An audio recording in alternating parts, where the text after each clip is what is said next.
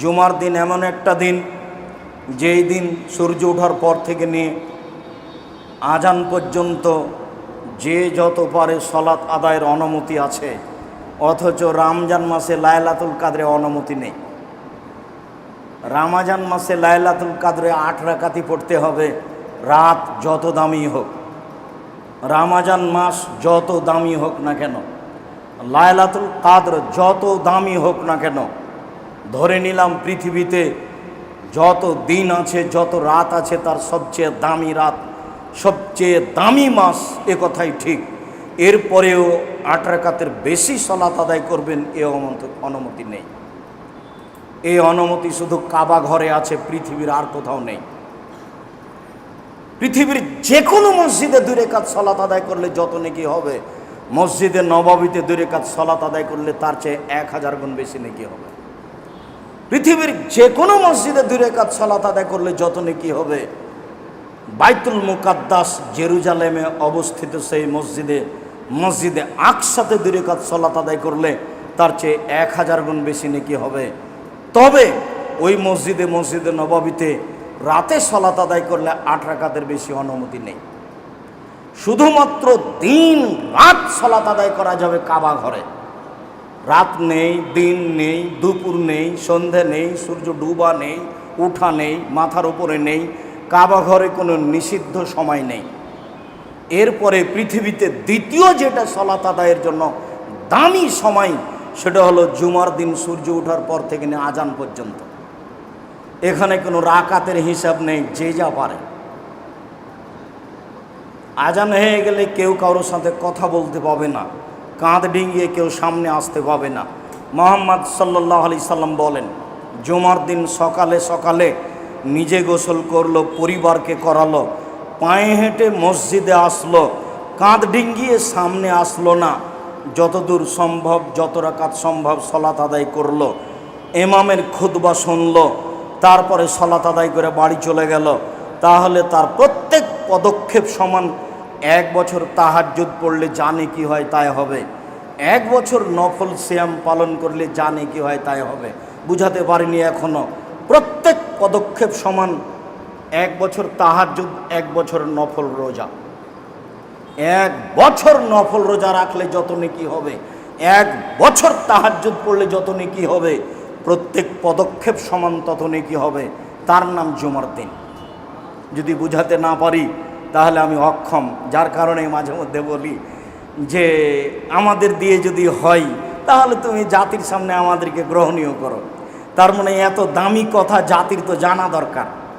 মুহাম্মদ সাল্লাল্লাহু আলাইহি সাল্লাম 1450 বছর পূর্বে চলে গেছেন, কথা এইভাবে রেখে দিয়েছেন, হাদিসে আছে।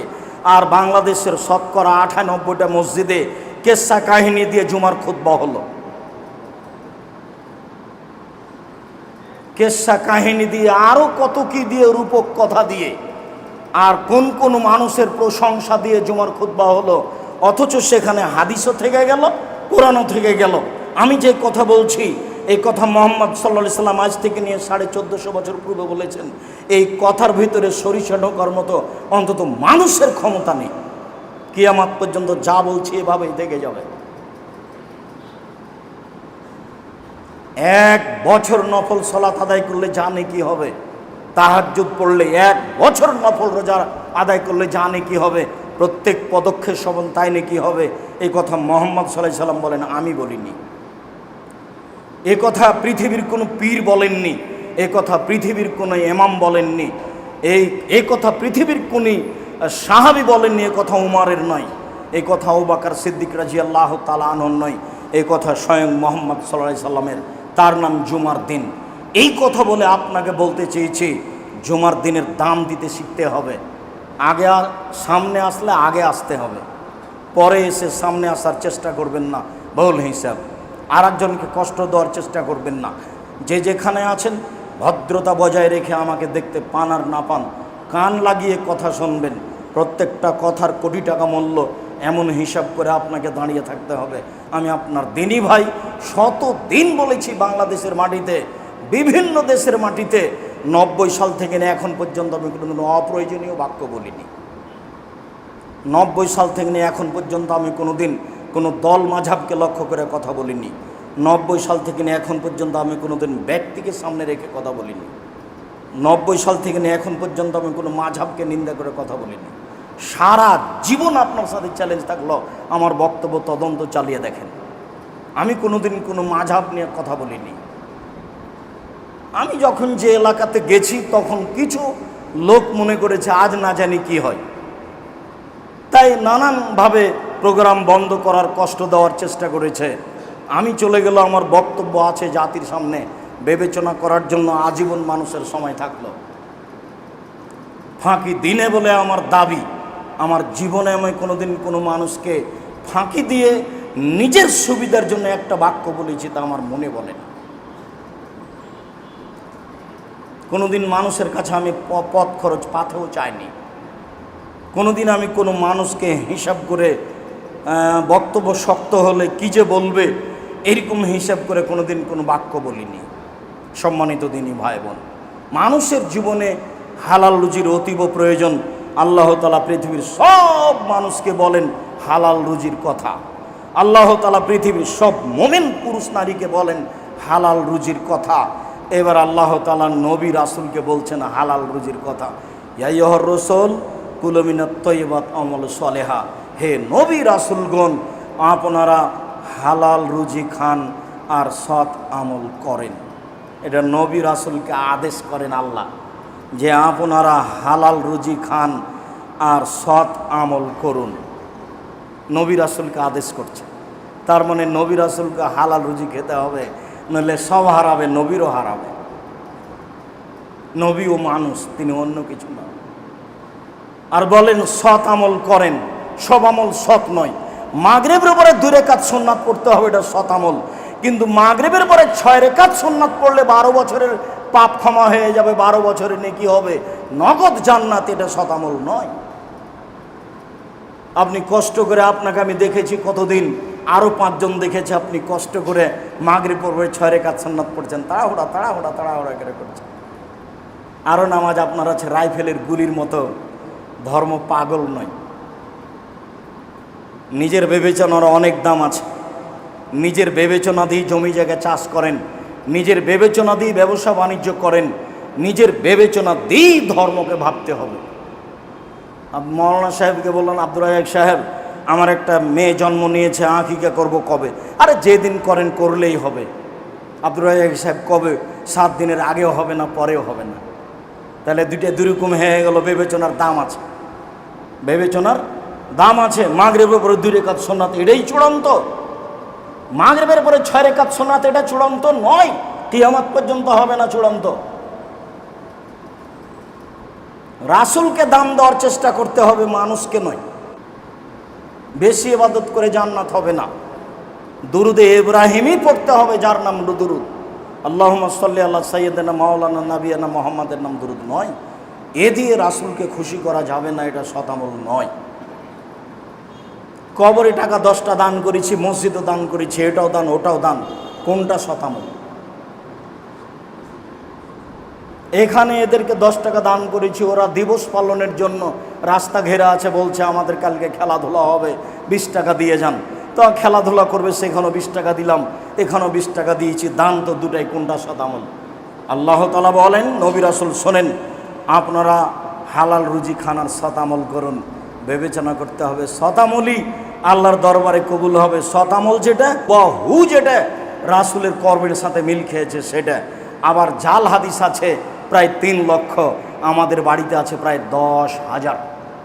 টাকার গায়ে লেখা আছে চাহিবে মাত্র ইহার বাহককে দিতে বাধ্য থাকিবে।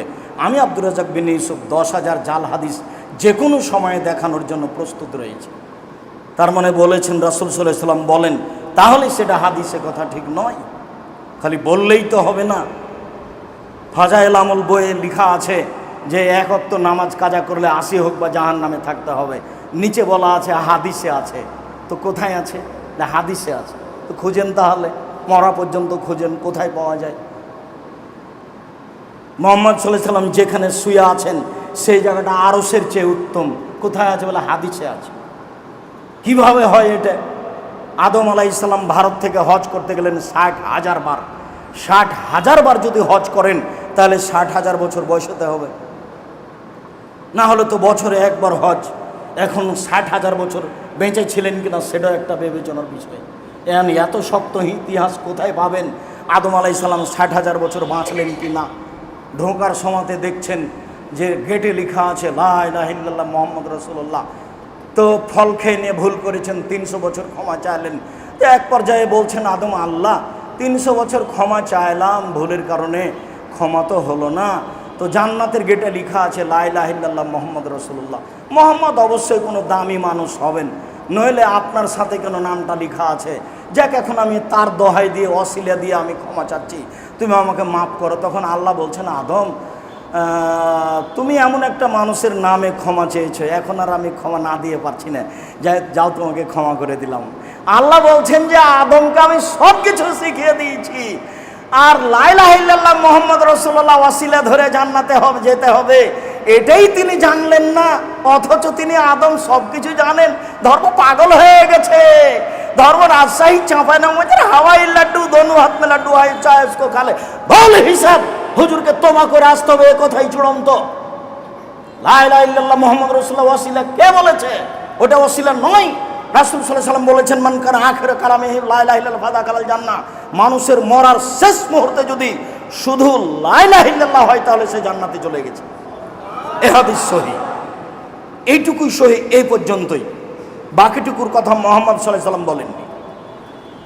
তিনি বলেছেন লাক্কানু মাউতাকুম লা ইলাহা ইল্লাল্লাহ, মরে মরে মরে মরে যান যায় যায় তাকে তোমরা স্মরণ করাও লা ইলাহা ইল্লাল্লাহ। লা ইলাহা ইল্লাল্লাহ বললে সে জান্নাতে চলে যাবে, এই কথা মুহাম্মদ সাল্লাল্লাহু আলাইহি ওয়াসাল্লাম বলেন। বাকিটুকুর কথা মুহাম্মদ সাল্লাল্লাহু আলাইহি ওয়াসাল্লাম বলেননি। রাসূল সাল্লাল্লাহু আলাইহি ওয়াসাল্লাম বলেন আফদালু যিকরি লা ইলাহা ইল্লাল্লাহ, সবচেয়ে উত্তম জিকির হলো লা ইলাহা ইল্লাল্লাহ। তিনি এটুকুই বলেছেন, শুধু লা ইলাহা ইল্লাল্লাহ। পৃথিবীতে সবচেয়ে দামি জিকির সুবহানাল্লাহ জিকির, আলহামদুলিল্লাহ জিকির, আল্লাহু আকবার জিকির, লা ইলাহা ইল্লাল্লাহ জিকির, আরও দুয়া সব জিকির, কিন্তু সবচেয়ে দামি জিকির হলো লা ইলাহা ইল্লাল্লাহ। তখন তিনি লা ইলাহা ইল্লাল্লাহ, লা ইলাহা এ পর্যন্ত বলে থামেননি। তখন তিনি ইল্লাল্লাহ এ পর্যন্ত বলে থামেননি। তখন তিনি আল্লাহ আল্লাহ এই পর্যন্ত বলে থামেননি। তখন তিনি হু হু এ পর্যন্ত বলে থাকেননি। তার মানে লা ইলাহা ইল্লাল্লাহ শুধু শতামল, বাকিগুলি সব অশতামল, কুঁড়া দিয়ে টিকা যাবে না।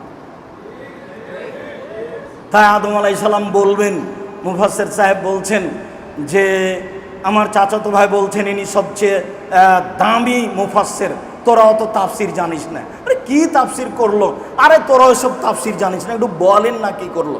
তো উনি বলছেন যে আদম আলাইহিস সালাম ঘুম থেকে উঠে দেখছেন খুব সুন্দরী মহিলা পাশে, তো উনি হাত বাড়াচ্ছেন। যেহেতু তিনি মানুষ, তখন ফেরেশতা বলছেন থামেন। কেন? মোহর দিতে হবে। মোহর আবার কি? বলে মুহাম্মদ সাল্লাল্লাহু আলাইহি ওয়াসাল্লামের দুরূদ পড়তে হবে।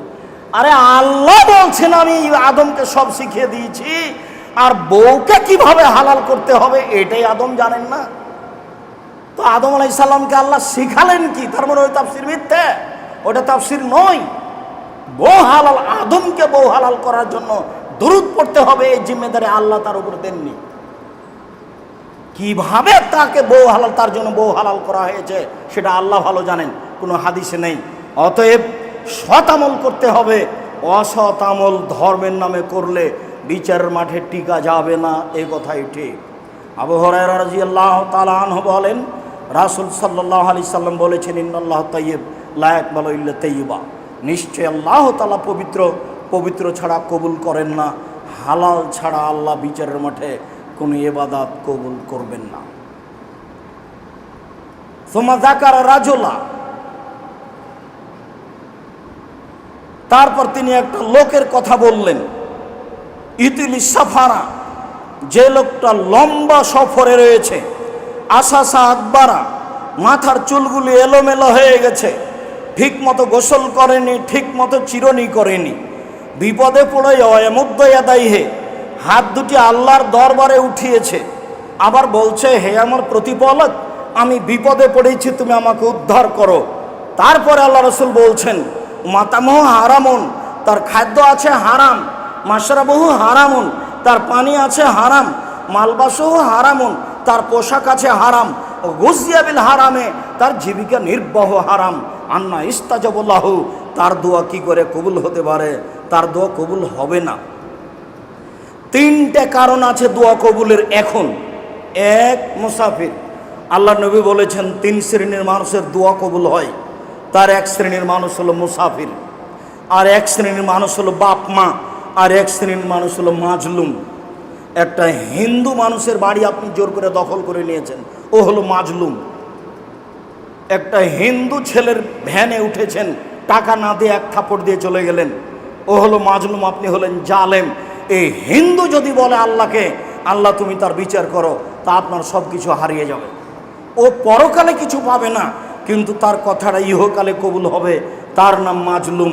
মাজলুমের কথা কবুল হয়, মুসাফিরের কথা কবুল হয়, বাপ মায়ের কথা কবুল হয়, মাজলুমের কথা কবুল হয়। লোকটা বিপদে পড়েছে, কোনো জুলুম তার উপরে হচ্ছে, লোকটা মুসাফির আছে, আবার হাত তুলে দোয়া করলে হাত ফেরত দেওয়া হয় না।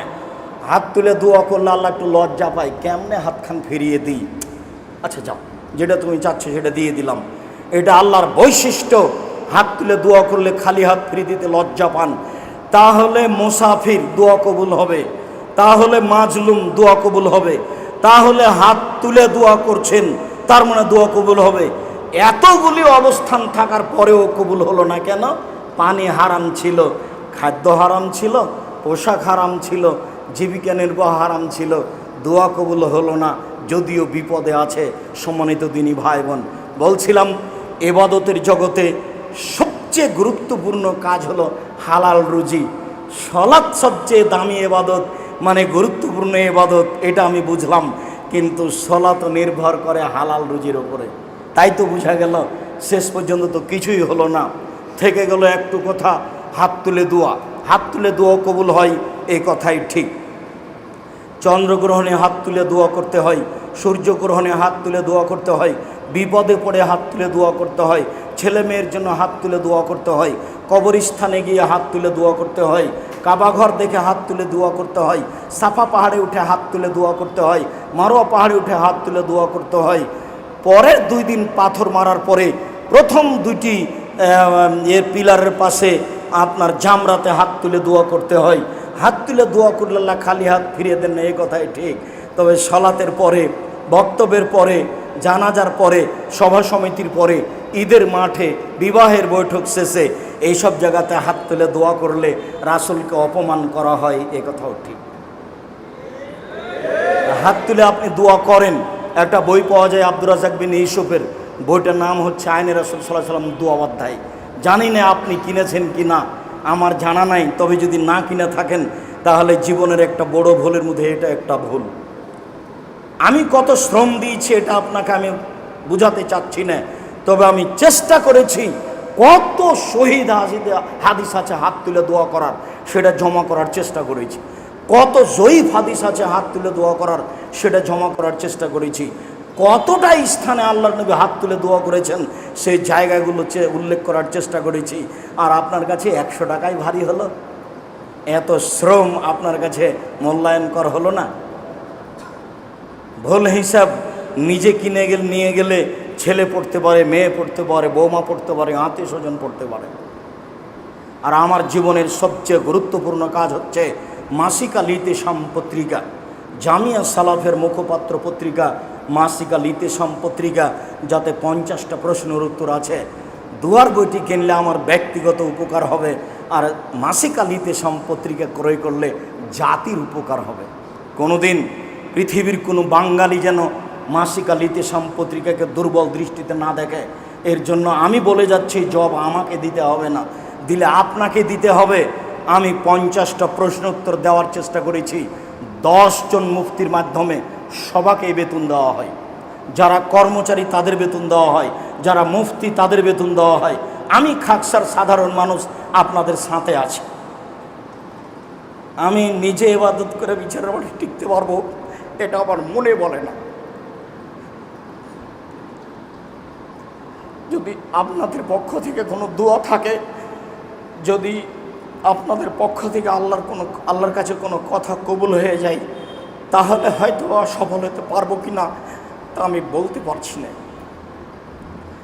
জাতির সামনে আমি ধর্মের নামে কোনোদিন ফাঁকি দিইনি, তবে জাতি যতটুকু মূল্যায়ন করেছে, আমার না চাইতে টাকা দিয়েছে, সেই টাকার জবাব যদি আমাকে বিচারের মাঠে দিতে হয় তাহলে কি হবে তা আমি বলতে পারছি না। তবে আমি জাতির কাছে কোনোদিন পয়সা চাইনি। জাতিকে বলেছি জামিয়া সালাফিয়া আপনাদের জন্য থাকছে সম্পদ। আমার মনে বড় স্বাদ, এদেশের মাটিতে আমি উন্নত মানের প্রতিষ্ঠান গড়বই গড়ব ইনশাআল্লাহ, যেখানে বাংলা, ইংরেজি, আরবি উন্নত মানের শিক্ষা ছেলেমেয়েরা করবে এবং জাতির অন্যায়ের বিরুদ্ধে লড়বে মুখে কলমে মিডিয়ায়। এই অপেক্ষায় আমি আছি। সেটাই জামিয়া সালাফিয়া। সবাকেই সম্ভব হলে অর্থ দিয়ে, না হলে দোয়া দিয়ে, না হলে মুখে একটু বলে যে আল্লাহ তুমি জামিয়া সালাফিয়াকে কবুল করো, এটুকু অংশগ্রহণ করার জন্য পৃথিবীর বাঙালির কাছে আমি অনুরোধ জানিয়েছি। যারা যেখানে আছে, জামিয়া সালাফের মুখপাত্র পত্রিকা মাসিক আল ইতেসাম পত্রিকা, আজকেও যাওয়ার সময়তে তাকে মূল্যায়ন করার চেষ্টা করতে হবে। দাম 10 টাকা হোক আর 20 টাকা হোক, যেটাই হোক না কেন।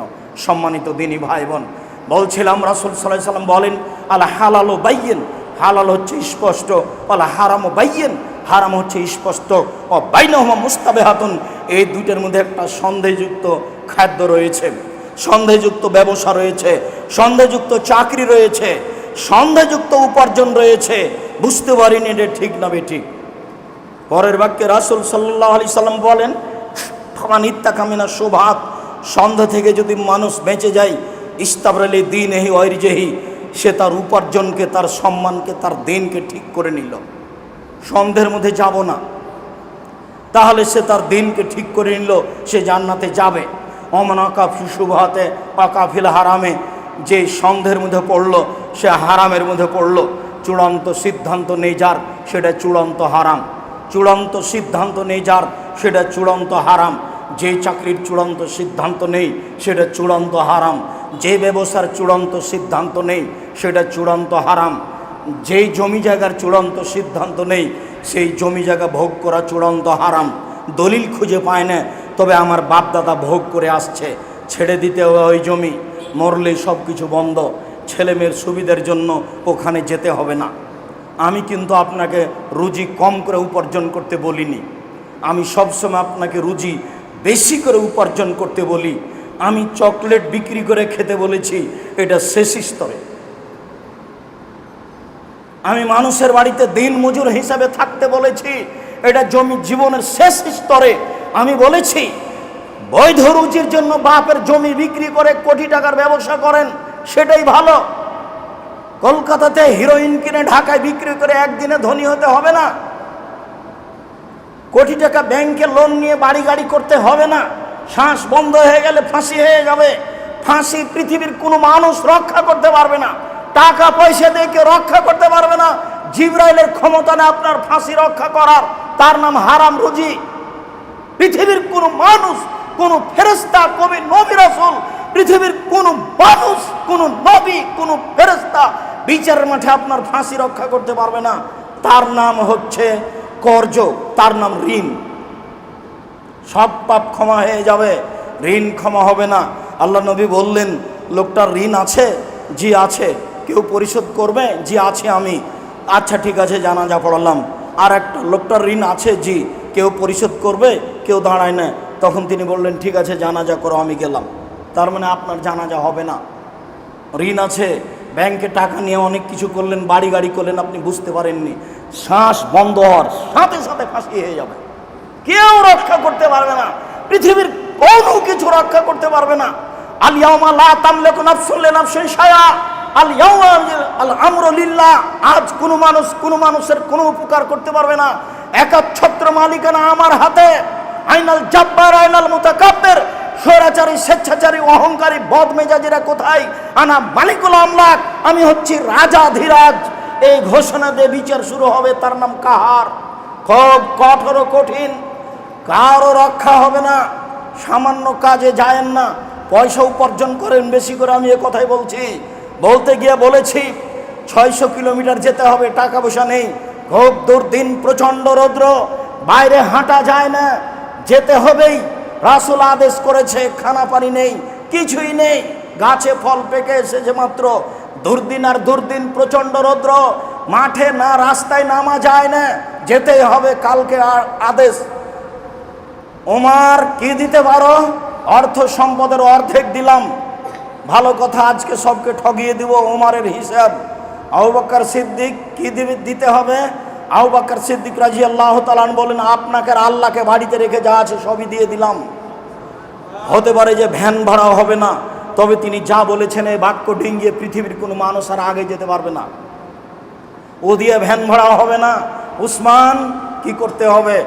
উসমান বলেন, আল্লাহর নবী, যত মানুষ তাবুকের যুদ্ধে যাবে সমস্ত মানুষের অর্ধেকের যাতায়াত খরচ, খাওয়া খরচ আমি দিব। তার মানে 30,000 মানুষ আছে, 3 মাস লাগবে যেতে আসতে। 15,000 মানুষকে 3 মাস খাওয়াবেন। 15,000 মানুষকে 15,000 উঁট দিবেন।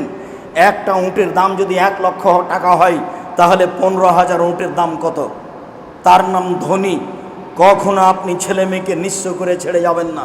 আল্লাহ নবী বলছেন যে ছেলে মেয়েকে নিঃস্ব করে ছেড়ে যায় না, যে আর একজনের কাছে হাত পাতবে, সাবধান। হাদিস বুখারী মুসলিম। আল্লাহ নবী বলছেন, দেওয়া হাত খান গ্রহণ করো, নেওয়া হাত খান গ্রহণ করিও না। দেওয়া হাত খান ভালো, নেওয়া হাত খান খারাপ। দেওয়া হাত খান দানশীল, নেওয়া হাত খান ভিক্ষুক। কোনো সময় নেওয়া হাতটা গ্রহণ করবে না, দেওয়া হাতটা গ্রহণ করিও, জীবনে সফলতা অর্জন করতে পারবা।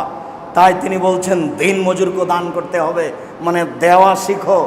সে যা টাকা পয়সা দিচ্ছেন ছেলে মেয়ের হাত দিয়ে দেওয়াবেন, ছেলে মেয়ে দিতে শিখুক। আপনার অবর্তমানে যেন ছেলে মেয়ে মুসাফিরকে খাওয়াতে পারে, অসহায় মানুষকে খাওয়াতে পারে। আপনার বাড়ির নাম হবে মেহমানখানা।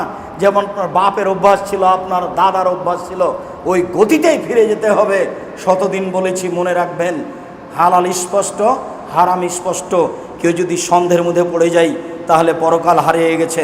সন্ধে থেকে বাঁচতে হবে কার রাই, রাখালের মতো। ইয়া রাহাল আল হেমা, যে রাখাল আইলে গরু চড়াচ্ছে, সম্ভাবনা রয়েছে আইলে গরু চড়ালে গরুতে ধানে মুখ দিতে পারে। আইল বুঝেন কি না আমি জানি না। আল্লাহ নবী বলছেন, আইলে গরু নিয়ে যায় না, গরু থাকতে থাকতে ধানে মুখ দিতে পারে। ঠিক তুমি সন্দেহযুক্ত রুজি উপার্জন করিও না, তুমি বিপদে পড়ে যাও। মনে রেখো, আলালে কুল্লে মালিকিন হেমায় হেম আল্লাহ মহারে মোহ। আল্লাহর একটা সীমারেখা রয়েছে, মানুষের একটা, দেশের একটা সীমারেখা রয়েছে। বাংলাদেশ শুরু হলে ভারত শেষ হয়, ভারত শেষ হলে বাংলাদেশ শুরু হয়। আর আল্লাহর সীমারেখা হচ্ছে হালাল হারাম।